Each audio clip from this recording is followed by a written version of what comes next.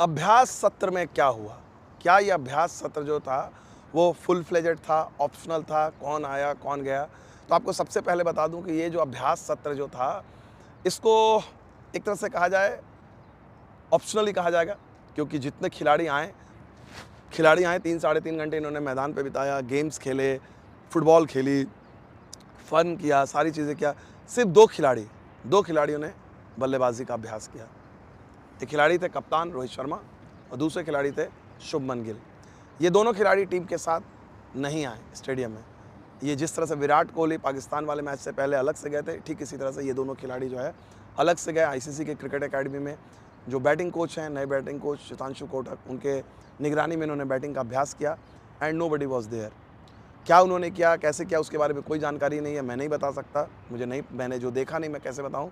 लेकिन इतना ज़रूर कहूँगा कि वो जो कहा गया कि भाई 1 घंटे का इंटेंस प्रैक्टिस सेशन रहा, उसके बाद जब रोहित और गिल जब वहाँ बैटिंग कर रहे थे, यहाँ पर पूरी टीम जो है मौज मस्ती में लगी हुई थी, रिलैक्स्ड एटमॉस्फेयर। मैंने जो देखा, ऋषभ पंत, अक्षर पटेल, केएल राहुल, श्रेयस अय्यर, विराट कोहली, ये सारे जैसे होता है ना लेग पुलिंग चल रहा है, हंसी मजाक चल रहा है। उसके बाद जब ये लोग फुटबॉल खेल रहे थे, वहाँ पर भी काफ़ी हंसी मजाक चल रहा था। सो मच सो दैट कि एक बार फुटबॉल गेम के अंदर में जब हुआ तो पॉइंट को लेकर जब झगड़ा हो रहा था, तो अर्शदीप ने कहा विराट को, विराट ने बोला कि नहीं, ये पॉइंट आपका नहीं है। फिर केएल अर्शदीप के साथ है, उन्होंने बोला कि नहीं विराट भाई सही कह रहे हैं।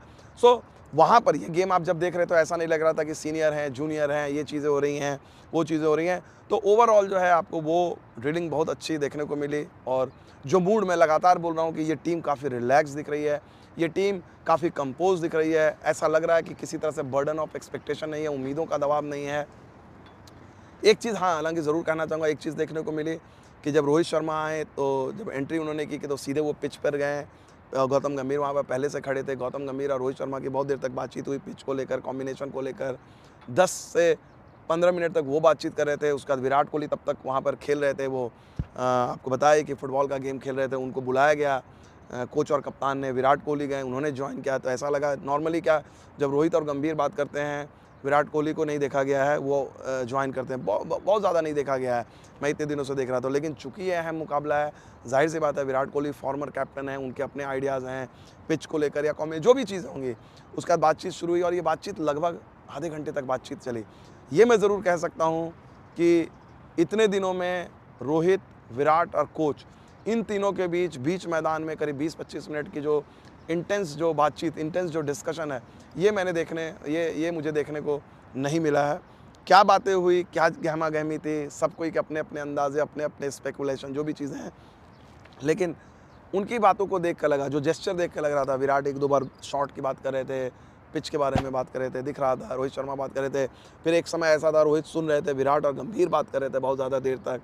तो ये चलता रहा, सबका अपना-अपना अंदाज़ा है। लेकिन मुझे लगता है कहीं न कहीं दोनों खिलाड़ियों को पता है कि बहुत इंपॉर्टेंट टूर्नामेंट है, जहाँ पर गौतम गंभीर के लिए भी अगर आप देखा जाए तो बड़ी लाजवाब यार कामयाबी है एज़ ए कोच। मतलब उन्होंने सीरीज़ जब शुरू की जुलाई में कोलंबो में, जब वनडे सीरीज़ जब वो हार गए श्रीलंका के खिलाफ, काफ़ी आलोचना हुई, लेकिन उन्होंने टी20 सीरीज़ जीती, लगातार टी20 में अच्छा कर रही है टीम। फिर जो है उसके बाद इंग्लैंड के खिलाफ कमबैक हुआ। लेकिन इतनी जल्दी किसी कोच ने आईसीसी टूर्नामेंट के फाइनल में जगह नहीं बनाई थी। और जब गौतम गंभीर हैं तो आईसीसी टूर्नामेंट के फाइनल के साथ उनका एक अलग नाता है। एज ए प्लेयर उन्होंने 2007 में रोहित शर्मा के साथ जो है ट्रॉफ़ी उठाई थी, 2011 में उन्होंने विराट कोहली के साथ वनडे वर्ल्ड कप उठाया था। ये तीनों खिलाड़ी जो है एक साथ किसी ऐसी ड्रेसिंग रूम का हिस्सा नहीं रहे हैं जिसमें चैंपियंस ट्रॉफ़ी उठाई गई हो। 2013 में विराट और रोहित थे, लेकिन तभी गंभीर नहीं थे।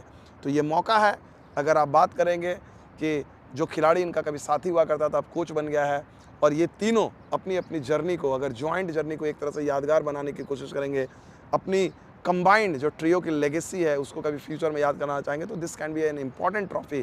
कि ये बात होगी कि हाँ भाई, गौतम गंभीर कोच, विराट कोहली और रोहित शर्मा कप्तान और सीनियर खिलाड़ी, इन तीनों ने अहम भूमिका निभाई।